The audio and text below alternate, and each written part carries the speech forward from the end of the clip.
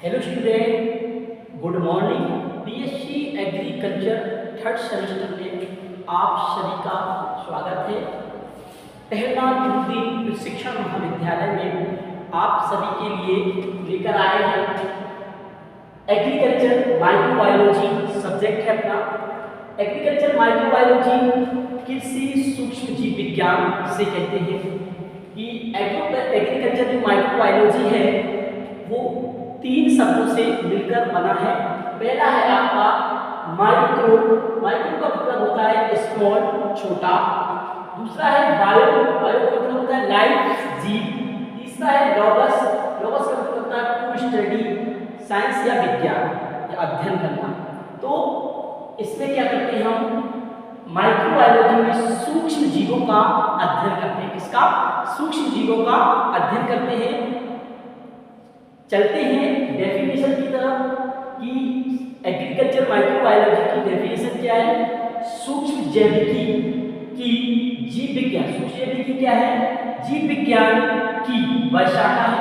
तो सूक्ष्म जैविकी जीव विज्ञान की किसकी? बायोलॉजी की।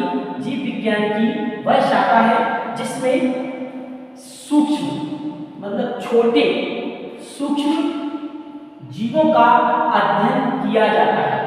तो सूक्ष्म जैविकी जीव विज्ञान की वह शाखा है जिसमें सूक्ष्म जीवों का अध्ययन किया जाता है। सूक्ष्म जीव कौन कौन से होते हैं?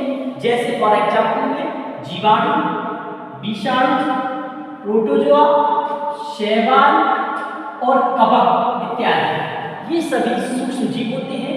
एग्रीकल्चर माइक्रोबायोलॉजी में हमें इन सभी सूक्ष्म जीवों के बारे में अध्ययन करना होता है। ठीक है। उसके बाद हिस्ट्री ऑफ माइक्रोबायोलॉजी, सूक्ष्म जीव विज्ञान का इतिहास। सूक्ष्म जीव विज्ञान का इतिहास क्या है?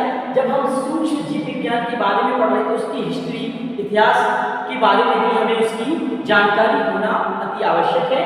तो चलते हैं सूक्ष्म जीव विज्ञान की शुरुआत। सूक्ष्म जीव विज्ञान की शुरुआत पूर्णतः सूक्ष्मदर्शी, किसमें? सूक्ष्मदर्शी के आविष्कार पर, सूक्ष्मदर्शी के आविष्कार पर निर्भर करता है। तो सूक्ष्म जीव विज्ञान की शुरुआत किस पर निर्भर करती है? सूक्ष्मदर्शी। ठीक है, जिसे हम माइक्रोस्कोप कहते हैं। ठीक है, माइक्रोस्कोप कहते हैं। माइक्रोस्कोप क्या है?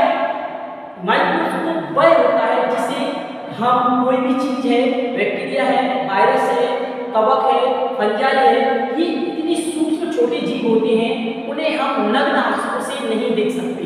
तो उनको देखने के लिए हमें माइक्रोस्कोप की जरूरत पड़ती है। ठीक है, तो आपका क्या है? सूक्ष्म जीव विज्ञान की शुरुआत पूर्णतः सूक्ष्मदर्शी माइक्रोस्कोप के आविष्कार पर निर्भर करता है।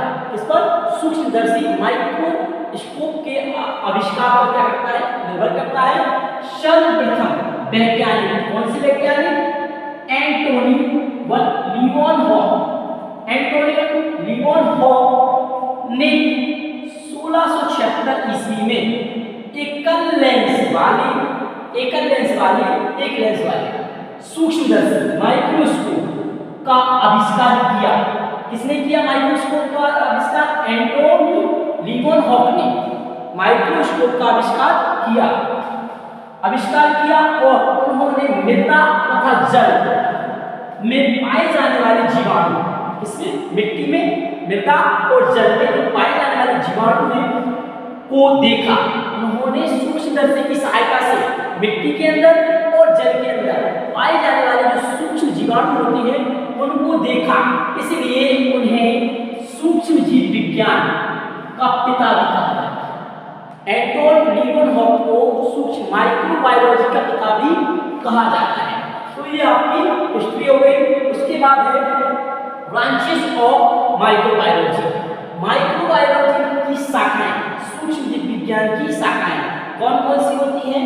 पहला है आपका बैक्टीरियोलॉजी, जिसमें हम क्या बोलते हैं? बैक्टीरियोलॉजी में जीवाणु विज्ञान, हिंदी में क्या बोलते हैं? जीवाणु विज्ञान। इसमें हम जीवाणुओं का अध्ययन करते हैं। किसका अध्ययन करते हैं?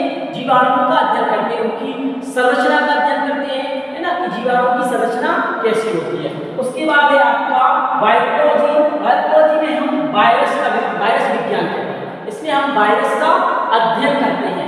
उसके बाद है आपका माइक्रोलॉजी। माइक्रोलॉजी को हम क्या बोलते हैं, कवक विज्ञान, इसमें हम कवक का अध्ययन करते हैं। उसके बाद है आपका फाइकोलॉजी। फाइकोलॉजी को कहते हैं एलगी विज्ञान, इसमें हम एलगी का अध्ययन करते हैं। उसके बाद है आपका प्रोटोजोलॉजी, इसमें हम इसमें प्रोटोजोआ का अध्ययन करते हैं। ठीक है, तो प्रोटोजोआ का अध्ययन करते हैं। माइक्रोबायोलॉजी की और भी शाखाएं हैं जिनको हम आगे क्लास में पढ़ेंगे। ठीक है स्टूडेंट, तो इतना आप लोगों को समझ में आया होगा एग्रीकल्चर माइक्रोबायोलॉजी के बारे में। ठीक है, थैंक यू।